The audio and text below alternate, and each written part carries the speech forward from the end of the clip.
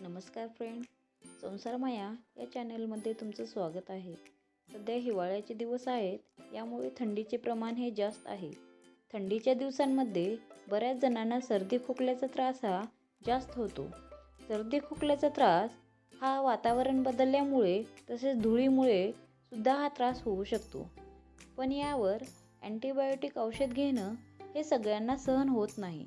अशा वेळी काही घरगुती उपाय केले तर हा त्रास हा कमी होतो.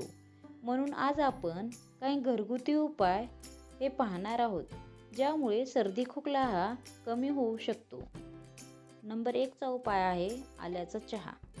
आलं हे आयुर्वेदामध्ये प्रभावी औषध आहे. आल्याची पेस्ट बनवून त्यामधला रस हा काढून घ्यावा. या आल्याच्या रसात लिंबू आणि मध घालून हा चहा बनवून घ्यावा. हा चहा सर्दी खोकला कफ यावर गुणकारी ठरतो. नंबर 2 चा उपाय आहे हळदीचे दूध. हळदीमध्ये कार्बोहायड्रेट असते. दूध आणि हळदीत कॅल्शियम, आयर्न, प्रोटीन असतात. हळदीचे दूध घेतल्याने रोगप्रतिकार शक्ती वाढते. रात्री झोपण्याच्या अगोदर 1 ग्लास दुधामध्ये 1 चमचा हळद घालून हे कोमट दूध घ्यावे. यामुळे सर्दी खोकला कफ हा कमी होतो. नंबर 3 चा उपाय आहे मध. मध हे आरोग्यासाठी खूप फायदेशीर आहे. मध खाल्ल्यामुळे रोगप्रतिकार शक्ती वाढते आणि खोकला हा कमी होतो. मध खाल्ल्यामुळे व्हायरल इन्फेक्शन लवकर कमी होते.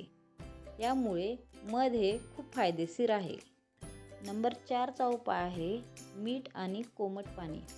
घसा हा खवखव करायला लागला की मीठ आणि कोमट पाणी याच्या गुळण्या कराव्यात. त्यामुळे आपल्या घशाचे इन्फेक्शन हे कमी होते. नंबर 5 चा उपाय आहे वाफ घेणे.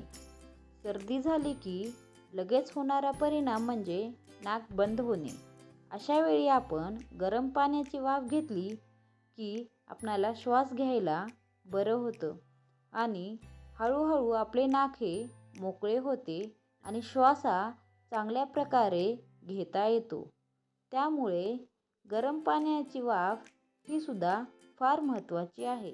हा व्हिडिओ तुम्हाला आवडला असेल तर संसार माया या चॅनलला सबस्क्राईब करा, व्हिडिओला लाईक करा, शेअर करा. धन्यवाद.